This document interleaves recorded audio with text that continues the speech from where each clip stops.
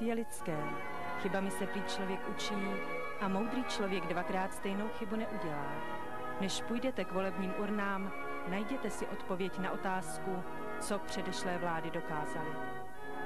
Dokázali přivést naši zemi do hluboké ekonomické, politické, společenské, ale i morální krize a přihlíželi k tomu, co se děje. Mám na mysli rozkrádání našeho národního majetku. Dokonce se domnívám, že tomu někdy i napomáhali.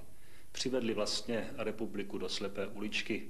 Tím vyvolali situaci, kdy je třeba provést změnu. A to změnu velice důraznou, změnu, o kterou usilujeme.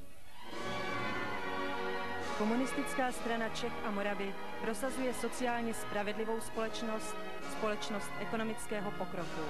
Známe cestu a víme, kde jsou prostředky.